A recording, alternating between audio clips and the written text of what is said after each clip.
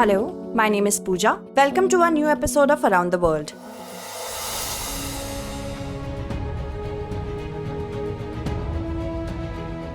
There is a piece of positive news for India regarding trade relations.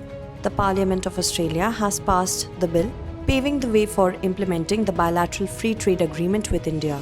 Australia's Prime Minister Anthony Albanese himself revealed this information on Twitter.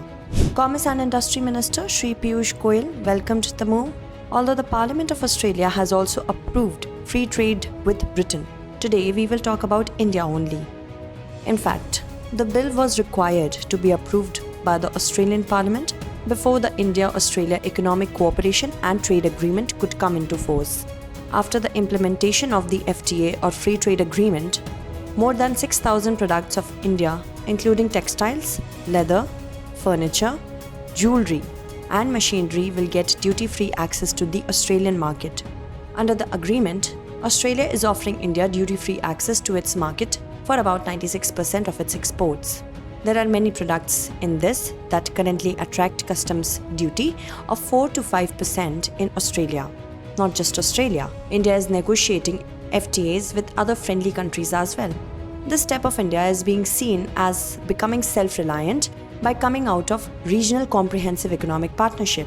It is being seen in favor of India from a geo-economic and geostrategic point of view. So today we will understand what a free trade agreement between India and Australia means. We will see what the rules of the World Trade Organization say on FTA.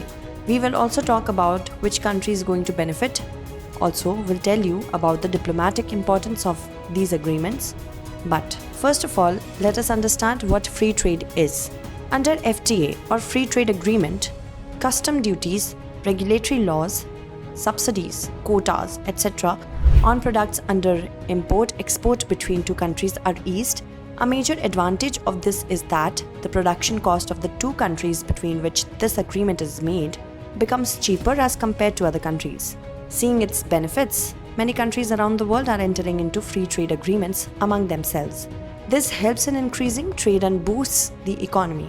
This has also helped in increasing global trade. This creates employment opportunities and there are immense possibilities for investment. All these eventually strengthen the economy. However, the WTO has different rules on FTAs. The rule states that if the agreement includes one or more developed countries as members, all member countries must eliminate tariff and other trade restrictions on all products traded between them. This means that FTAs prohibit the exchange of partial trade preferences whenever one or more developed countries are parties to the agreement. On the other hand, if all developing countries are in the agreement, the rules are kept much looser.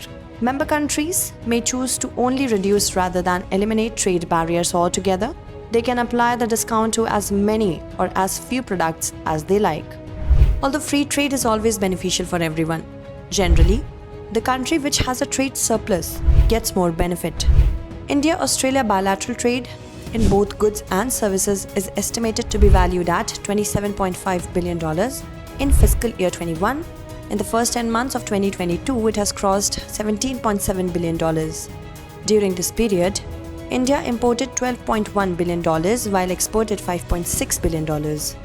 The current bilateral trade is in Australia's favor by a huge margin.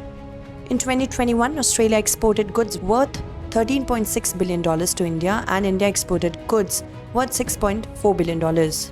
In addition, the two countries trade about $7 billion in services.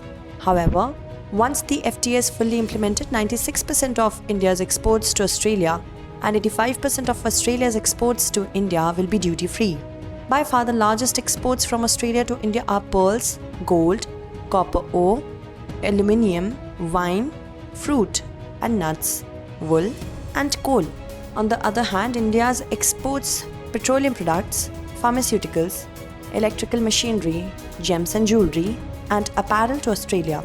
Under the agreement, India has exempted Australian wine, almonds, pulses, oranges, tangerines, pears, apricots and strawberries, etc. from duties.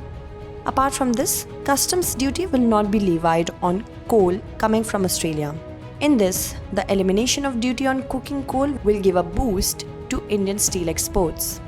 That's why it is believed that India will increase its exports after the implementation of the FTA. This will give huge profit to the Indian industry.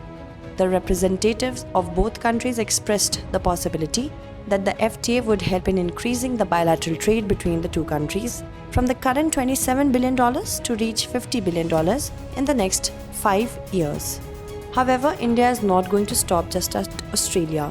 After implementing FTAs with the UAE and Australia, India is now negotiating FTAs with the European Union, the UK, Canada, South Africa, the Gulf Cooperation Council and Israel.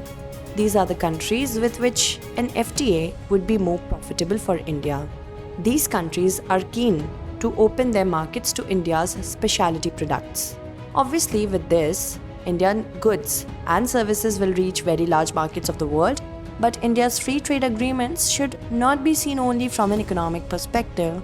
It needs to be analyzed from a geostrategic point of view as well. Recall the year 2020, when India separated itself from the China-dominated RCEP, that is Regional Comprehensive Economic Partnership. India was then said to be a protectionist and a conservative country. But India has countered that criticism by doing FTAs with its friendly countries. In fact, both India and Australia are members of the Quad, and this grouping is related to the Indo-Pacific. In such a situation, if we look at the Indo-Pacific from the point of view of trade and investment, then such agreements can have deep geo-economic effects.